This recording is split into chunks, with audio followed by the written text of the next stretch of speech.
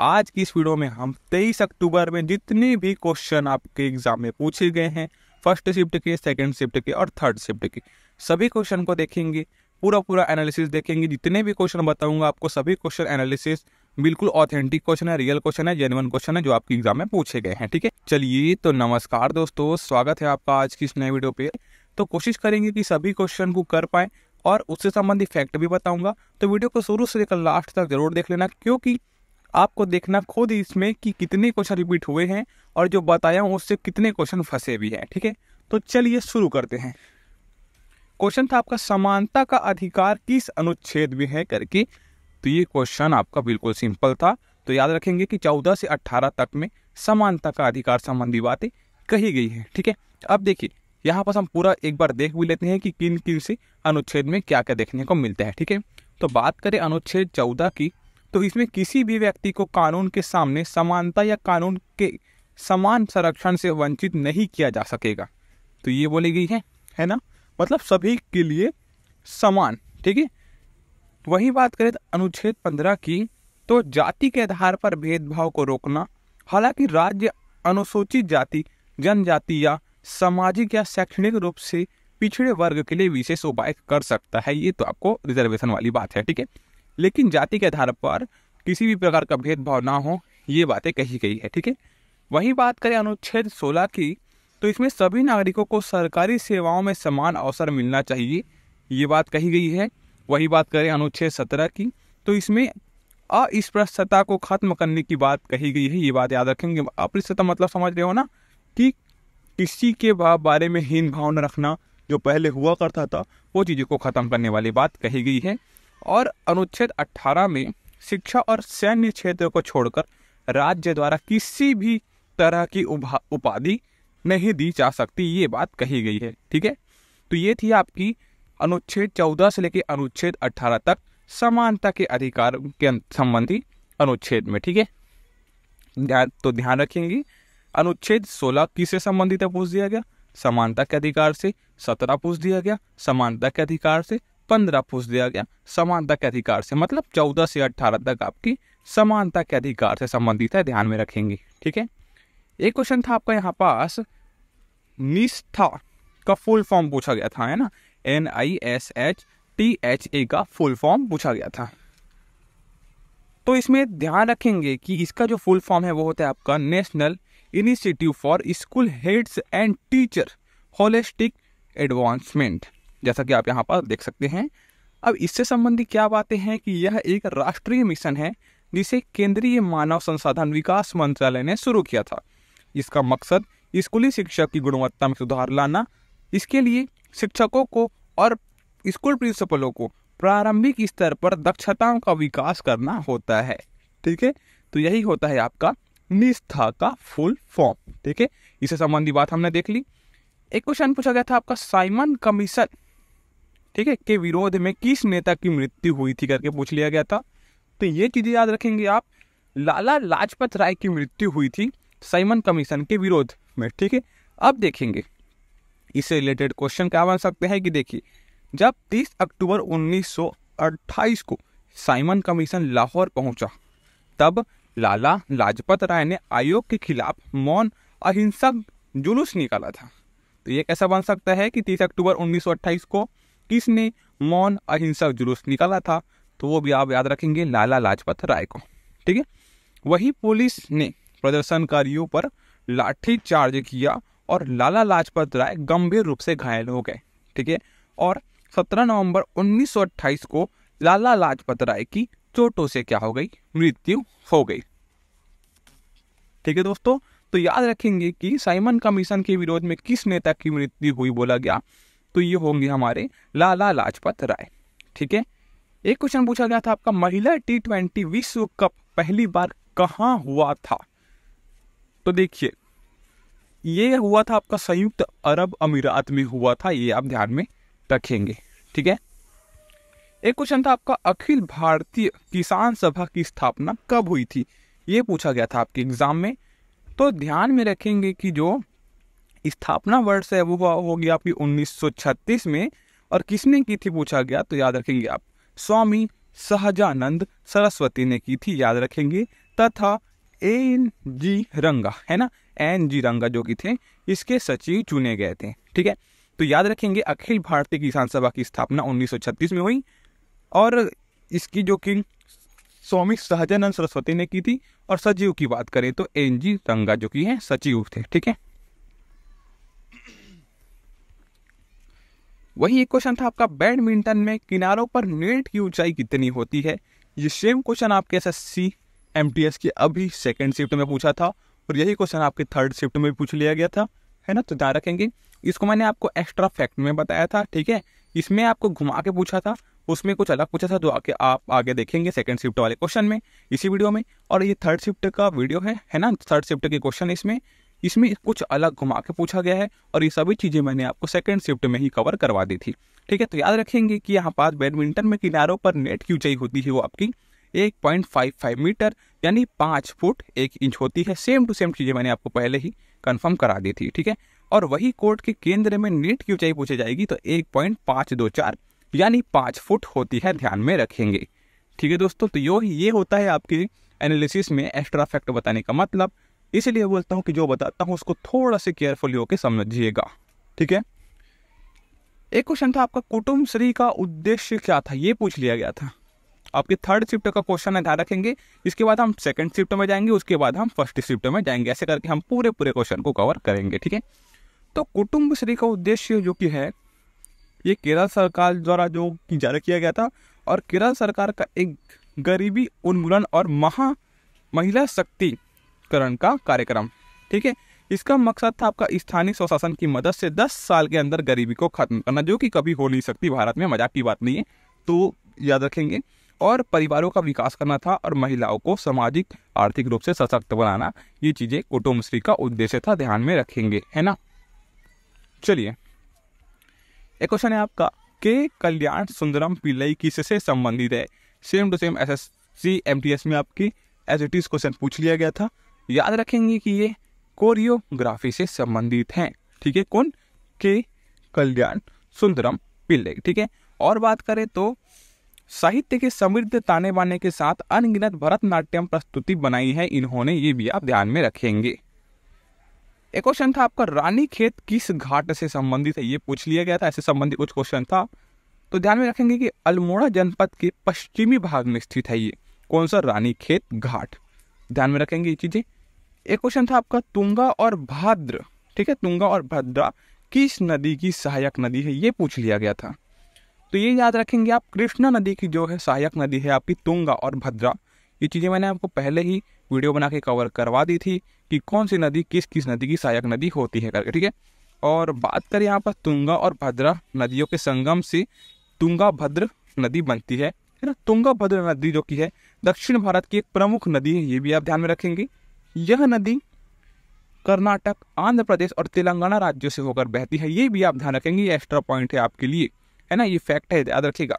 यह नदी जो कि है कौन सी नदी, तुंगभद्र नदी, है ना, ये जो कि कर्नाटक, आंध्र प्रदेश और तेलंगाना राज्यों से होकर बहती है और आंध्र प्रदेश के कुरनूल जिले में संगमेश्वर, ठीक है, संगमेश्वर गांव के पास कृष्ण नदी में मिलती है। तो ये बहुत इंपॉर्टेंट पॉइंट है आपके लिए, थोड़े से केयरफुल होकर आप इसको देखेंगे। ठीक है, एक क्वेश्चन था आपका, कृष्णदेव राय के दरबार में कौन सा विदेशी यात्री आया था करके, ये क्वेश्चन था।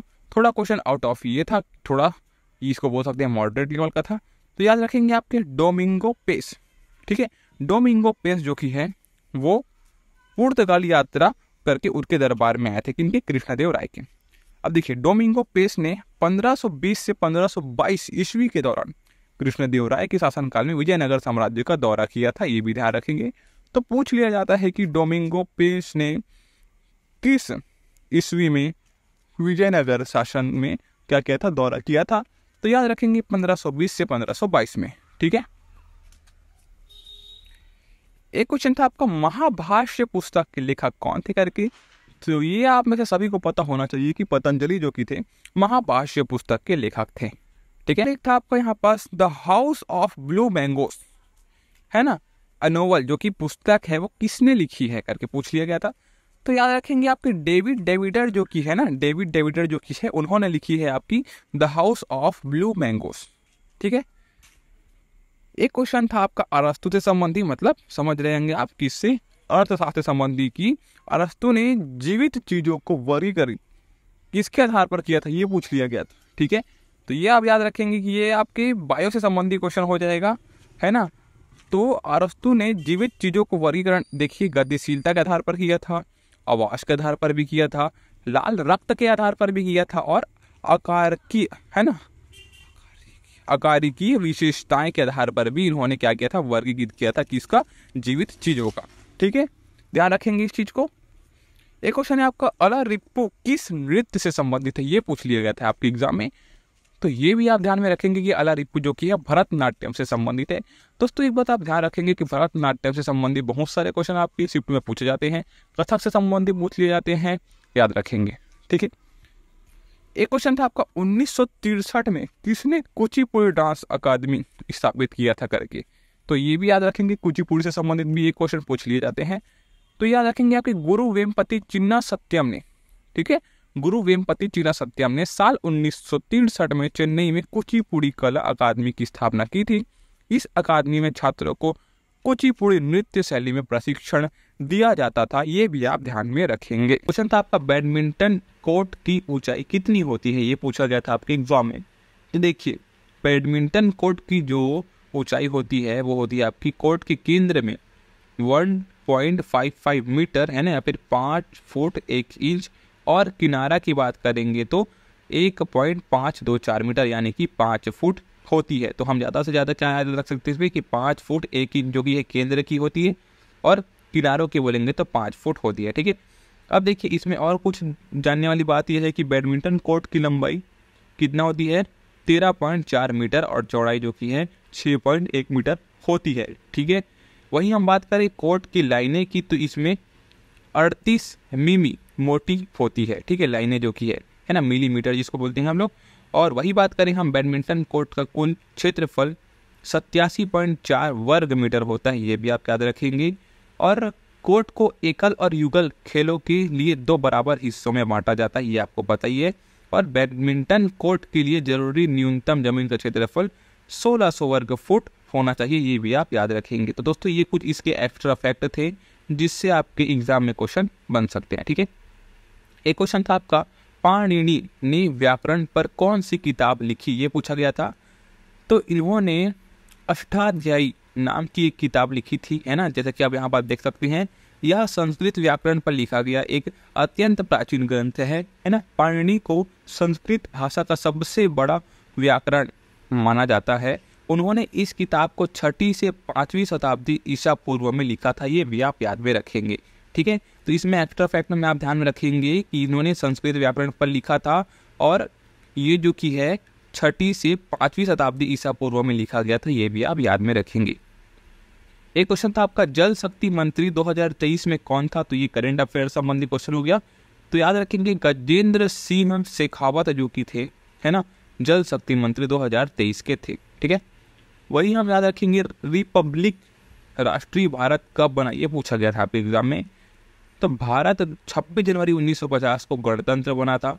इस दिन देश के पहले राष्ट्रपति डॉक्टर राजेंद्र प्रसाद को 21 तोपों की सलामी के साथ ध्वजारोहण किया था। ठीक है, 26 जनवरी 1950 को ही भारत का संविधान भी लागू हुआ था, और संविधान सभा ने 26 नवंबर 1939, है ना, 1949 को संविधान को अपनाया था, ये भी आप याद में रखेंगे। ठीक है, तो ये क्वेश्चन आई थिंक सबसे बन जाना चाहिए था।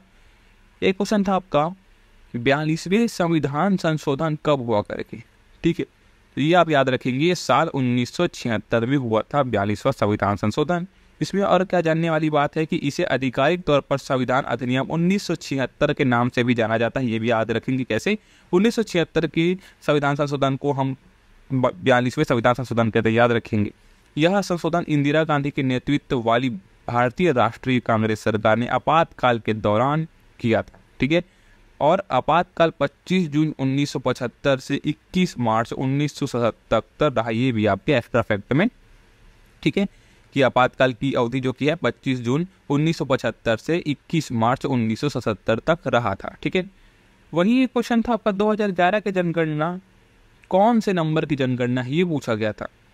तो ये आप याद रखेंगे 15वीं जनगणना थी ये, और ये जो कि है बार बार पूछा हुआ क्वेश्चन है आपके एग्जाम में। मैंने इसको इससे पहले 2 से 3 बार और करा चुका है, ठीक है। तो याद रखेंगे कि 15वें नंबर की जनगणना थी 2011 की जनगणना, और यह आज़ादी के बाद भारत की 7वीं जनगणना थी, ये भी आप याद में रखेंगे, ठीक है। आज़ादी के बाद की पूछा गया तो 7वीं हो जाएगी, और ऐसे पूछा जाए तो 15वीं जनगणना थी, याद रखेंगे, ठीक है।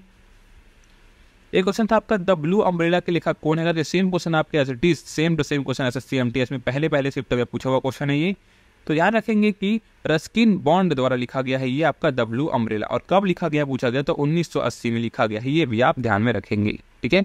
रस्किन बॉन्ड द्वारा लिखा गया है द ब्लू अम्ब्रेला, और कब बोला गया तो 1980। वही ये क्वेश्चन है आपका, हरिहरन का संबंध किससे है करके, तो ये आपके भारतीय पार्श्व गायक है, ध्यान में रखेंगे।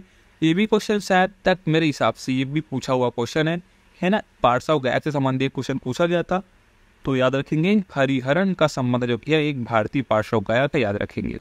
एक था आपका, तिहार किस पड़ोसी देश का त्यौहार है, ये पूछा गया था।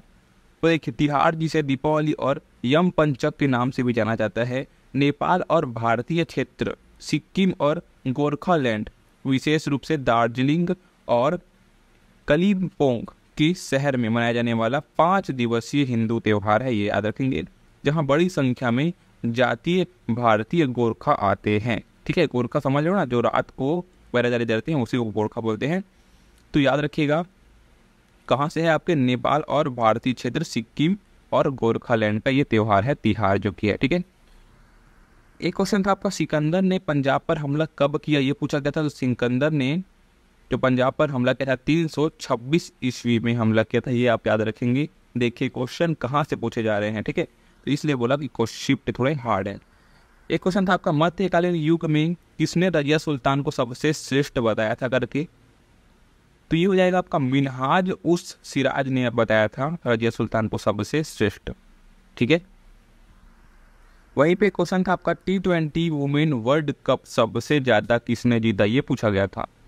तो यहाँ पास ऑस्ट्रेलिया ने सबसे ज़्यादा यानी कि 6 बार जीता था, है ना। न्यूजीलैंड, इंग्लैंड और वेस्ट इंडीज ने एक बार तो यह ट्रॉफी जीती, ये भी आप याद रखेंगे। और भारतीय महिला T20 वर्ल्ड कप 2020 के फाइनल में हार गया था, ये भी आप याद रखेंगे, ठीक है। तो बात रही T20 वुमेन वर्ल्ड कप में सबसे ज़्यादा किसने जीता करके, तो वो हो जाएगा आपका ऑस्ट्रेलिया ने, याद रखेंगे। एक क्वेश्चन था आपका, वंस ए डांसर किसकी आत्मकथा है करके पूछ लिया गया था। तो ये याद रखेंगे आपके एलेग्रा केंट की आत्मकथा है आपकी वंस ए डांसर। यह किताब न्यूयॉर्क सिटी बैले की मशहूर बैलेरिना एलेग्रा केंट के नृत्य करियर और उनके अनुभवों का ब्यौरा देती है। इसमें केंट ने अपने और बैले की अन्य मशहूर नर्तकियों के बारे में कई कहानियाँ भी बताई हैं। तो ये है आपकी वंस ए डांसर जो कि एलेग्रा केंट की आत्मकथा है। एक क्वेश्चन था आपका, आई गोट कर्मयोगी पोर्टल किसके लिए शुरू की गई थी, ये पूछा गया था, है ना। तो ये याद रखेंगे आपके सिविल सेवा अधिकारियों और सरकार के लिए अनुबंधन पर काम करने वाले अन्य लोगों के लिए शुरू किया गया था, ठीक है। आप यहाँ पास ही देख सकते हैं कर्मयोगी पोर्टल बोला गया तो आप समझ सकते हैं, ठीक है। और यह पोर्टल मिशन कर्मयोगी का एक हिस्सा है। इसका मकसद सरकारी कर्मचारियों की क्षमता बढ़ाना और उन्हें राष्ट्र निर्माण में योगदान में सक्षम बनाना ही IGOT कर्मयोगी पोर्टल का उद्देश्य था, ठीक है। तो ध्यान रखेंगे। एक था आपको यहाँ पास, विशाखापट्टनम के पास कौन सी जनजाति नृत्य करती है, ये पूछा गया था। तो याद रखेंगे आरुकी घाटी की जनजाति जो कि है विशाखापट्टनम के पास नृत्य करती है, यही आपके ऑप्शन में था, इसलिए इसका आंसर यही बिल्कुल सही हो जाएगा। ये एक क्वेश्चन था आपका, उत्तराखंड हाई कोर्ट की पहली महिला जज कौन बनी थी, कब, 2024 में, याद रखेंगे। तो इसका जो आंसर है वो होगा आपका न्यायमूर्ति रितु बाहरी, ठीक है, जो कि है उत्तराखंड हाई कोर्ट की पहली महिला मुख्य न्यायाधीश बनी। उन्होंने 4 फरवरी 2024 को उत्तरांचल उच्च न्यायालय के 13वें मुख्य न्यायाधीश के रूप में शपथ ली थी। देख लीजिएगा कितने नंबर के, 13वें मुख्य न्यायाधीश के रूप में शपथ ली थी। और कॉलेजियम ने उनकी पदोन्नति की संतुष्टि भी की थी, ये भी आप याद में रखेंगे।